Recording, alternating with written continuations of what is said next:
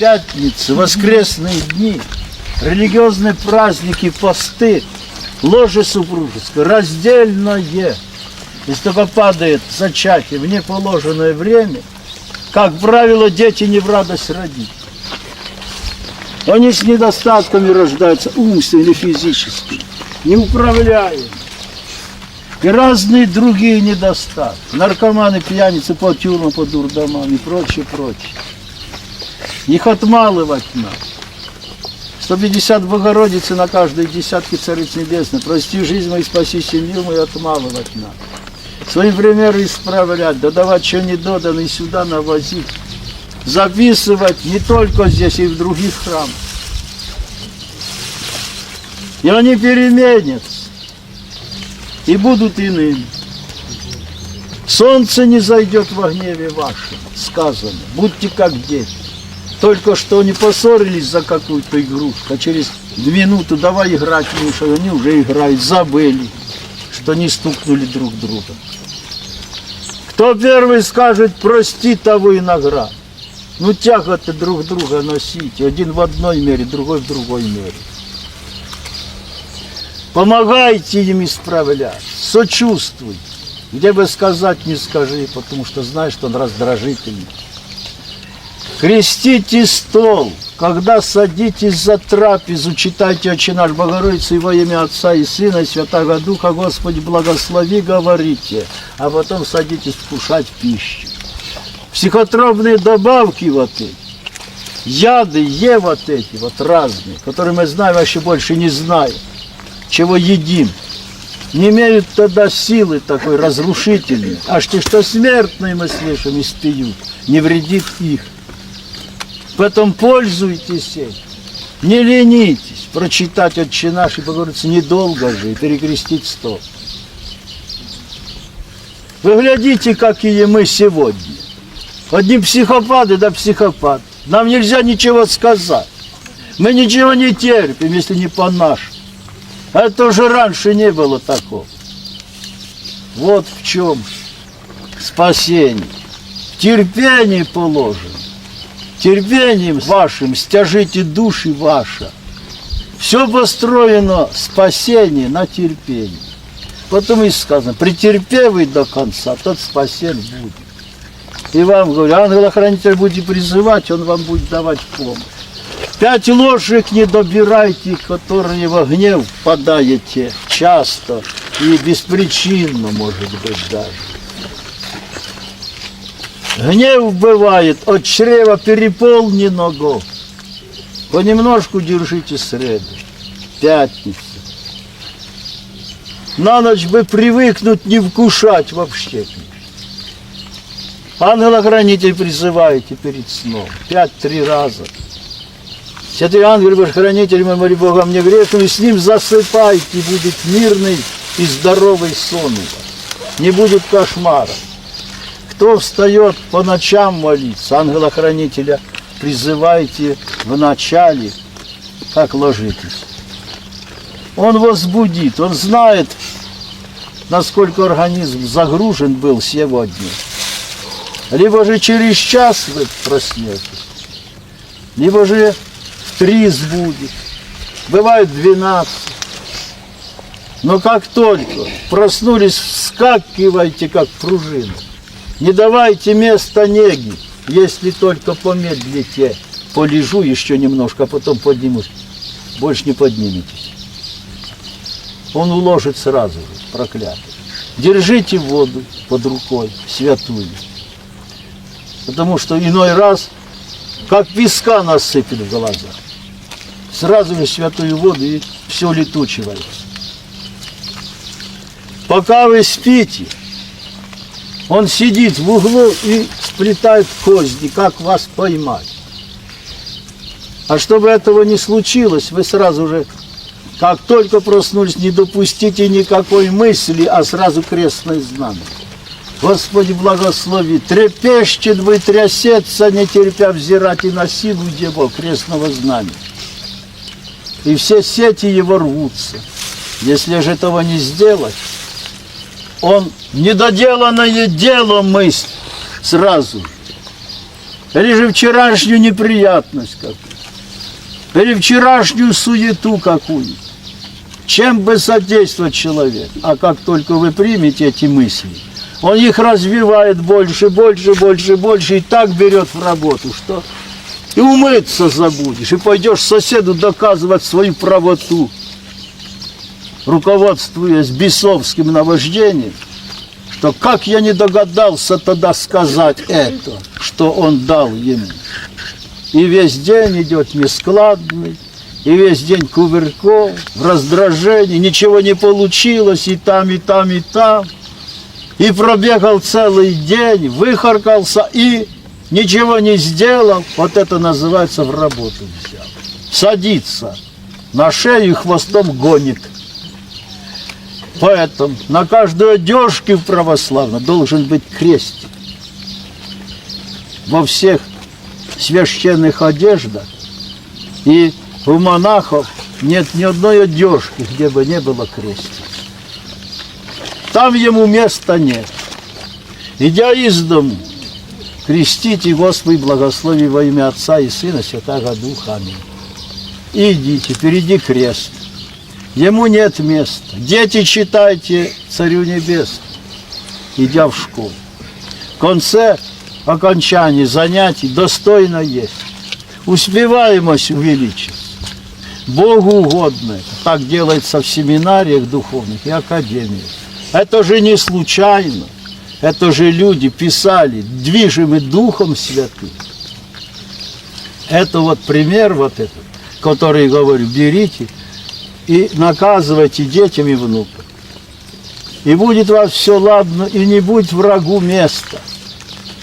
Прежде чем начинать дело, ангела-хранителя призови. Помните эти слова. Терпением вашим стяжите души ваши. Если он противится правде, поклонитесь ему, скажите: прости, да не ушла.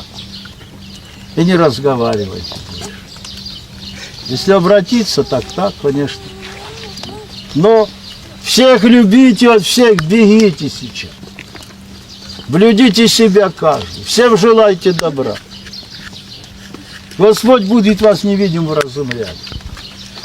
Не одним, помните, хлебом будет сыт человек, а всяким словом Божьим. Вы же слышите, вот вы причастились, побыли в храме, вам легко. Мы говорим о Боге, нам расходиться не хочется. Мы чужие, а как родные. Почему это так? Потому что где двое или трое собраны во имя Мое, там я посреди них, говорит Господь. Господь пребывает благодатью Своей здесь. И мы будем говорить до обеда и не наговоримся. Потому что душа питается вот этим вот духовным. Как телу надо телесная пища, так душе духовная. Если не давать пищи, это она заболевает, а от нее и тело. И тогда во всем непорядок. Наказывайте детям и внукам передавайте. Своим примером больше исправляйте их, что вы в святом углу были утром и вечером. Если они сейчас и не молятся, но когда Господь посетит, Он вспомнит то, что и мало слышал. Когда до горя, тогда все до Бога. Так тот, который научен, тот помолится, придет мысль блага и выйдет с положения. Затруднительно. А тот бы и помолился, так не знает как, потому что родители не научили его. Ведь вы в ответе за детей. Иосифа Волоцкого просите, студенты и ученики. Он дает рассуждение, хорошим оценкам еще и мышление надо правильное, чтобы оно не было искаженное. Ведь сколько грамотных дураков, вы же видите. Несмышленные люди грамотные по 2 института кончат. А как ума нет, так к чему диплом? А он дает рассуждение правильное. Вот к диплому вот это рассуждение, тогда полноценность. Вот чего просите. Телесное оно на немного, узко полезно. А духовное на все полезно, оно объемлет все. Как в Боге человек все переделает. Как духа нет, Глядишь, и то надо делать, и не то, что делать, и глаза не глядеть. Ничего не сделать. Потому и молитва. Без меня не можете творить, и ничего же. Если Господь даст, так сделаем, а не даст, так не сделаем. И хоть я и делал много раз, и знаю, как это делать, но, Господи, если Ты мне не поможешь, говорить, я не сделаю. Смиряйте души ваши. На кого возрю? Только на смиренного. А гордому Господь противен. Поэтому каждый день по много раз говорит: Господи, избавь меня от проклятой гордыни. Дай мне, Господи, святое смирение Твое. Каждый день говорите по много раз. И просите у Господа помощи, непременно будет вам. Вы же слышите, какое облегчение Господь дает после службы. Поэтому вот эти запоюшные, которые не могут приехать, которые не могут отстать от этого зелья, они больны. Везите их сюда, в каком бы виде они ни были. А если не хочет ехать, маните его с этой бутылкой сюда. Дайте, пусть сосет, покуда доедет сюда. А тут Господь сильнее врага. Он услышит облегчение вот этот вот привезенный. Причастится и услышит облегчение. И в следующий раз скажет: поехали, мне лучше там. Другой раз придет, третий, а потом и от храма не будет отходить. Потому и сказано: последние будут первые, и первые последними. Так не судите, да не судимы будете. Вы не знаете, какой конец каждый из нас. Эти вот наркоманы и пьяницы, если они каются и ходят в храм, падают и снова идут каяться, падают и снова идут каяться, идут как мученики. Это величина очень большая. Почему в Апокалипсисе написано: и смерть убежит от них? Как это понимать? Да вот так же и жить человек не живет, и умирать не умирает. Сколько нас таких, кто тут, в этом храме. Еле ноги тащат. Но нельзя застоя давать, нельзя поддаваться врагу. Пусть ты подметаешь, но ты чтобы шевелился человек, чтобы не был, чтобы в движении был. Не нужна твоя работа, надо, чтобы пересилить дьявола. А когда пересилим, тогда убежит от нас легче, легче, легче, легче. И глядишь, та, которая ползала, бегает. Тут подтаскивали к причастию 4 под руки. Или приносили, наносил. А гляжу, с храма бежит, вспомнила грех, кается. Келли. Так вот, глядите, как он заботится о нашей погибели. Больше, чем о своем спасении. Как лев рыкающий, сказал: кого поглотить и в грех вести. А сколько слышу. Больная совсем. Пойду в храм, расхворалась так, что едва поднялась. Ну все же пошла. До полдороги дошла, гляди. И где ее болезнь делась? Так вот и глядите. Именем Господним противяхся. Вооружитесь на ней, убежит от вас, говорит апостол Павел. И вам говорю, и Господь предупредил: за труды плоды. Это будет сказать: трудящийся любит Господь. Понуждать надо. Мы много знаем, некоторые, а не делаем. Вот спрос будет. Ты же знал, а не делал. Тот, который не знал, да делал, тот меньше будет наказан. А тот, который знал, да не делал, тот много будет. Вы же слышите, это в Писании уже говорится это. Поэтому лучше меньше знать, да делать, чем много знать, да не делать. И в том году спрашивал, и позатот год спрашивал, и в этот год приехал и спрашивал одно и то же. Так а чего? Ну, недавно не возьмешь, конечно. И в лавре были монахи. Всю жизнь считают, помилуй меня Божий, на память не знают. Ну, недавно. А некоторые на память псалтырь знают. Так откуда он зашел? Неграмотный монах знает на память псалтырь. Конечно, от благодати Божьей он заходит. Потому и прививайте детям с самого малого возраста чьи отца ты матерь твою, да благо тебе будет, долголетие на земле будешь и. Вы только вникните, какие веские, значимые эти слова. Если бы сын слушал отца и не делал так, как он хотел, а как отец советовал, не понес бы сколько скорбей, досады, нестроений, сколько он понес, а некоторые будут нести еще, а некоторые до последних дней жизни своей будут нести. За то, что дочь однажды не послушала мать, которая говорила: не делай, дочка, так, а дочка делала. И сейчас мучится. И еще некоторые будут мучиться долго, а некоторые до последних дней будут мучиться за то, что однажды дочь не послушала мать. Вот потому она на первом месте поставлена, это заповедь блаженства. Века прошли, тысячелетия, она до сегодняшнего дня живет. Из самого уст самого Господа Боговидец Моисей на Синай горе получил ее. До сегодняшнего дня Академии Северо-Духовной сдают экзамены по ним, по этой заповеди. Чтобы они с малых лет знали эти слова. И если они ползают по полу и ничего не понимают, а в доме мат, они усваивают или плохие слова, которые вы говорите во гневе. Они передаются на них, они будут хуже вас.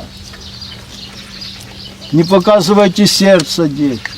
Не говорите плохих слов никогда, только любовные, красивые, хорошие, благородные, значимые слова говорите, чтобы они впитывали их самого малого. А если мат в доме, это все равно, что открытое туалетное написано.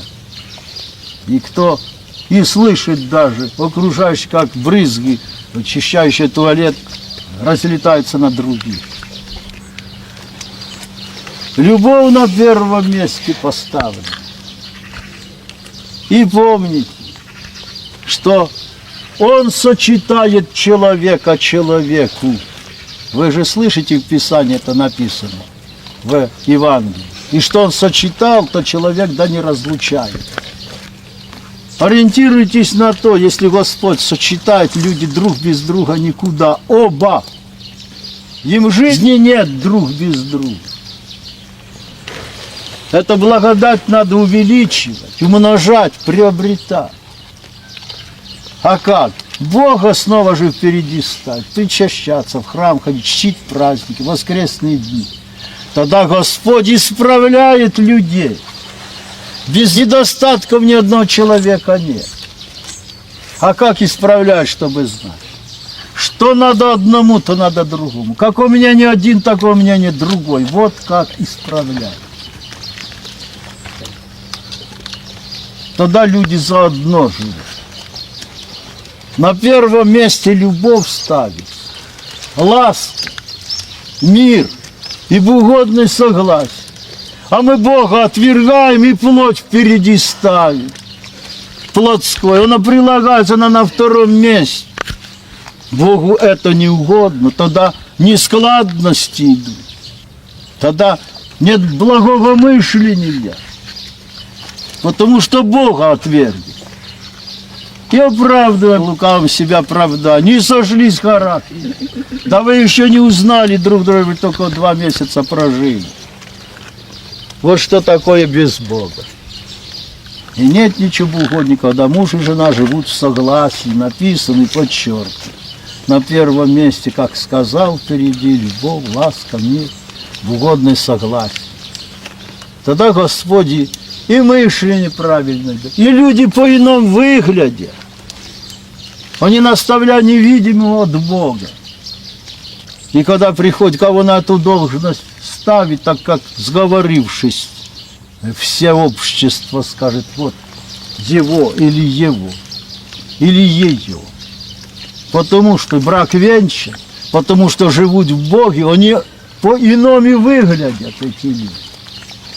И мышление в них благое, и рассуждение в них правильное. И они расположительны к себе, они и терпеливы, и выслушают, и прочее. От них исходит как бы, говоришь с ним, приятно говорить. И как сговорившись скажут, вот того или того или того. Это от Бога. Все он, все им и все от него. А если он матершинник, да, дебошир какой-то, да, да все терпят от него. И вот его переводят куда-то. И как сговорившись, все вздохнут. Ну, слава Богу, наконец-то мы его лишились. Так вот, право и лево вам. Это же вы видите в миру, это же на практике видите. А потом, если человек ленится и не хочет трудить, тогда Господь посылает ему болезнь. Не хочешь так спасаться, так вот так спасать. И стонет, и хромает, и прочее, прочее, прочее.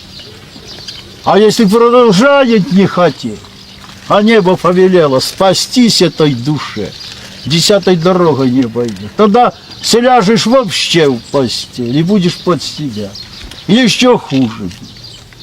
А все равно будет спасать. Этими скорбя. Он поругаем не бывает. Его не перехитришь. Перед человеком оправдаешься, а перед Богом нет. Он зрит тайное сердце человечества. Поэтому помните, что мы на виду между небом и адом. И все дела наши контролируются демоном и ангелом-хранителем. Ничего он проклятый не пропустит, чтобы не записать. Так же и ангел-хранитель. Надумал человек доброе дело сделать. Но что-то не получилось. Не сложилась обстановка. А доброе дело будет зачтено как сделанное, хотя оно не сделанное. Так же и бес. Дал мысль, человек согласился на грех, а не получилось, не сложилось. Хоть и не сделано, он записал как сделано. Потому что за свободную волю будет судим человек. Поэтому я говорю, блюдите, как мы все опасно ходим. Садясь в транспорт, вас власть, доехали, слава тебе, Господи. Не давайте праздности уму. Используйте время. Читайте Иисусову молитву. Богородица, ангел, храните всем святым. Не дай Бог, чего случится, ангел смерти, засвидетельствует, душа была в Боге. Блажен раб его же обрящим бдящим. К этому слова Писания. То есть молящим. Над всеми имениями поставить. То есть все грехи его прощены. Вот как это велико. Поэтому это очень ценно. И так и написано. Блажен раб его же обрящим бдящим. А если музыка играла, сразу прямо в ад. Недолго же сказать, Господи, благослови. Сделали дело, слава тебе, Господи. Ну вот так и живите, это называется в Боге. Понуждайте себя, за труды плоды. Трудящегося любит Господь. И детям прививает. Почему наши дети не устроены? И внуки. Да потому что беззаконник зачатый во грехах рожденный. А в невинца зачатая семья, да до блуда рожденное называют. От него род не пойдет, она корня не даст, не благоволит к нему Господь. Почему Русь святая называлась Святой Русь? Да потому что ни одного так не было ни венчано, ни крещено, так ни одного было не венчано. И если есть возможность, так мать до груди не допускает ребенка, а вперед крестит. Вот так жили наши предки. А мы сейчас какие? И бабушка не венчит, и мама не венчит, и дочка не венчит. Так а что же мы хотим? У кого есть возможность, исправляйте. У кого нет возможности, уже кого-то живых нет. Читайте Благовещенский акафист Божией Матери. Там в 10-м Микосе есть такие слова. Ты бы обновила еси зачатые студни. Это детки, которые зачаты вне венца, это семя называется рожден от блуда. Потому имени складность, от него род не пойдет, он корня не даст, не благоволит к нему Господь. Вот эти слова сбываются на этом семени. Они не находят себе жизнь нигде. Все в них не впопад. Все в них ни на что нет мышления правильного. Потому что благословения нет Божьего на них. 150 Богородиц читайте. На десятки царицы без прости жизнь и спаси семью. Мы отмалывайте сами и отмалывайте их. и наставляйте их в Бог и подсказывайте. И непременно будь завтра умирать, а сегодня успей повенчаться. И те, которые венчаются уже в преклонных годах, да и вообще после венчания, все слышат ощутимую благодать Божию. Такую легкость. Почему? Потому что снимаются грехи былых дней, ошибки, узаканиваются дети, ограждается дом венцом, и с души как такое бремя спадает. И это так ощутимо, что все как один, венчающиеся этим, уже после, говорят, почему мы это раньше не сделали. Это 20 минут на всю жизнь. Вот такое наше нерадение.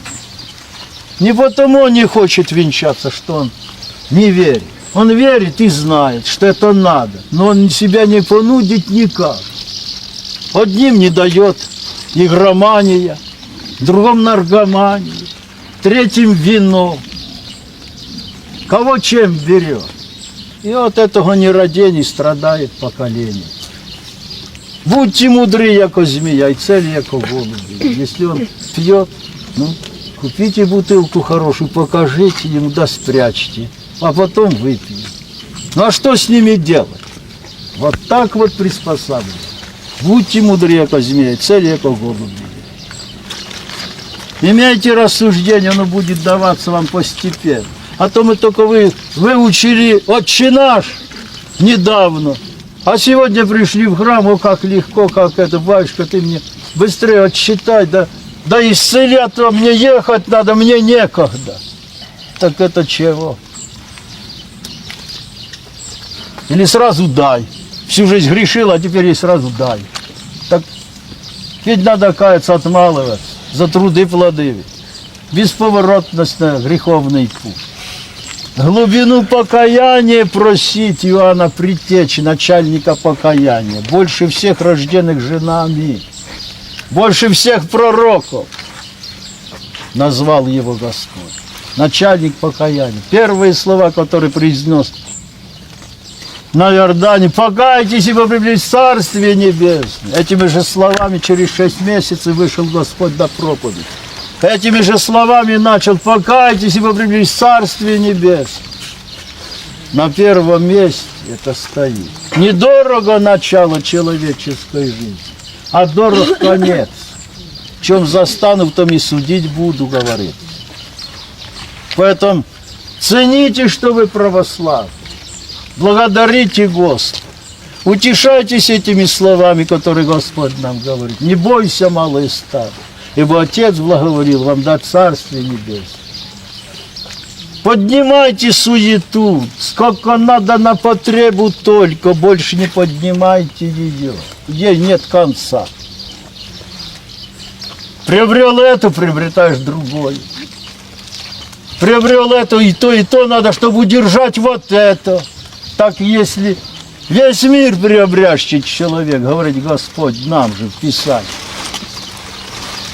а душу свою погубит, что даст выкуп за душу свою человек.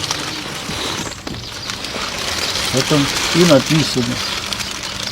Душа ценная, и тело ценнее одежды. Поэтому блюдите себя, будьте в Боге. И здесь будет легко, и в вечности будет надежда. А без Бога и здесь утяжелятся дни грехами нашими, и в вечности не будет надежды. Приходит: батюшка, жить не хочется, тоска, уныние. И ему 20 лет только. Почему так? Да потому что не в Боге живет, а в развратную жизнь ушел. И благо, если находит двери в храм, да, слышит облегчение, и тогда уже от храма не отходит. И Господь же нам засвидетельствует. Господь, не иди в дом мой, а отсюда только скажи слово, и выздоровеет отрок мой. Не трудись идти. Удивился Господь на этого туземца, язычника, сотника. Я в Израиле не нашел такой веры. Тем, которым закон дал, не нашел такой веры, как в этого вот иностранца. иноверцы. Поэтому и говорю вам, обратился к ученикам и к народу, многие придут от востока и запада, и окажутся в Царстве Небесном, а те, которым бы быть бы в Царстве Небесном, те будут извергнуты вон. Когда мне судите, да не судимы будете. Что вы мне говорите, Господи, Господи? А что я говорю, вы не делаете. Вот братья твои, мать и стать мне хотят и видеть тебя. Возрев Господь на все. Кто братья мои, мать мои? Те, кто слушает Слово Мое, исполняет ее, тот не брат и сестра и мать. Вот что сказал Господь. В этом меру покаяния, вот эту глубину покаяния он предтеча дает. Начальник покаяния он называется. Примеряет даже вади, которые находятся во вражде, ушли с этого мира, и там примеряет. Такую власть имеет. Пользуйтесь святыней, пейте воду святую натощак. Она освящает человека. И помощь большая, когда удручение приходит в течение дня. Пол чайной ложечки выпить, капельку пропустите воды святой. И сразу будет ходить капля моря освящать. Берите вот эту воду, везите родным своим, те, которые лежачие, соседи, которых вы знаете. Особенно по женских болезнях очень помогает. Кто приезжает сюда, вот это ВИЧ и прочие вот эти вот неизлечимые, от которых врачи отказываются, они здесь лечатся и ощущают люди ощутимую помощь. И сколько не приезжают сюда, и всем дает Господь, хоть он и недостоин человек этого, а все равно дает Господь. Хоть немного, но дает. Вот на этом месте. Потому что Богу угодно оно, да и вы ощущаете. Потому и сказано, не одним хлебом будет сыт человек. За труды плоды, как и говорил, это держите в уме всегда. Уповайте на Господа. Уповающий на меня, да не постыдится. Напоминайте о Боге, своим примером исправляйте. Но вперед призовите ангела-хранителя, прежде чем говорить. Потому что он в другой мере и не способен слушать их. Его эти слова раздражают, он не может их слышать. Призовите ангела-хранителя, потом говорить. А то будете говорить, вам еще и обругают вас за это. Потом и сказано, не метайте бисера вашу пред свиньями, чтобы не попрали его своими ногами, обернувшись, не растерзали вас. Ему хорошего желаешь, он тебя еще обругает. Вот к этому же слова эти. Так, страны Гадаринской просили, Господи, отойдет пределов наших, чтобы не было чего хуже свиней этих, которых потопилось 2000 в море. А самаряне удерживали Господа, побудь еще с нами, чтобы еще больше послушать Тебя о Царстве Божьем. Так вот, те, которым закона не было, и о Боге ничего не знали, те приняли веру вон как. А этим, которым и закон был, да не знали, что нельзя этого делать, а все равно делали. Свиньи им запрещены были, как нечистые животные. А римляне платили за них, это бизнес был вон какой. Как с ним расстаться? А это плодючие они были, эти свиньи. А юг, зелень, жуй, что хотишь-то. Поэтому и цена была для них. И они попирали закон. За это и потопил Господь, и когда бесы просили. Нас легион сидит, нас много сидит. Если выгонишь, так пошли в свиней. И Господь повел, идите. Сбесновалось стадо все, потому что бесы в него вошли. Из крутизны бросились в море. И погибли все. Перепуганные пастухи побежали в город, оповестили, весь город вышел. И видит это бесноватого, которого с цепями связывали, да оковами. Он разбивал их и был гоним бесом. Ночью и днем в горах и в гробах кричал и бился о камни. Мучился человек. И насколько, что этим путем даже не ходили, потому что он нападал на всех без разбора. И ничего никто не мог сделать. А тут он сидит и одет, и в здравом уме, и все. И ужаснулись. Многие годы мучились с ним. Отойди от пределов наших, чтобы еще хуже чего не то не было нам. И отошел Господь на ту сторону Генесарецкого озера и удалился от них.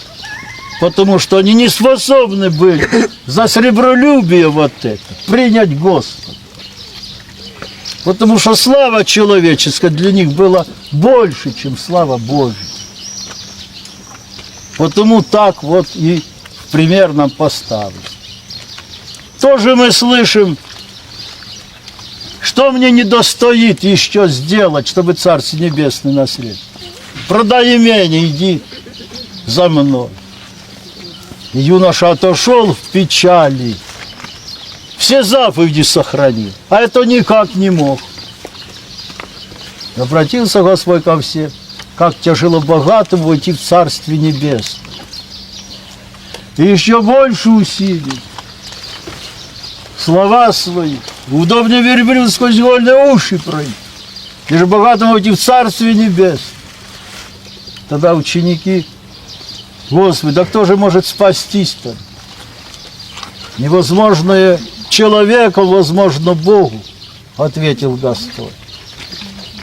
И тут же показал на Закхея.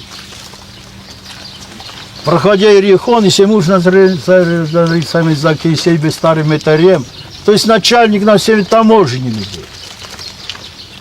Богат был, зело подчеркнут. А малого роста был, слышал много о Господе, я никогда не видел его. Побежал возрезанный, а я очень довидел тут хоть минуте. Я говорю, приди на место, возрев Иисус, видел рече к ним Закхея, почав все слезы, днесь в дому твоим подобает мы быть, по имени назвал их. И объявил, что он будет в дому в него. Обрадованный Закхей слез быстрее, побежал наперед, распорядился рабам, слугам, и принял Господь. Одних рабов только было несколько тысяч. И принял Господь. И коснулась грешника, это благодать Божья. За столом воскликнул Закхей: Господи, полимение мое отдам нищим, и как чего бедных воздам четверить. Вот так бывает у Бога. И невозможное становится возможным. И вам говорю, что вот силен и зло превращать в добро, где не ожидаешь. И тоже, который вчера обижал вас, досаждал вам, придет извиняться, потому что благодать Божия коснется его, и он переменит. Господь всем хочет спастись и в разум истинный прийти. Если обращаются, так радость бывает на небесе, едином грешнице кающимся. Помните это. Благий человеку любится, он и называет. Потому и сказано: уповающий на меня, да не постыдится. Да благословит Господь вас, домы ваши миром, любовью, благополучием, угодным согласием. Ангелом хранителем.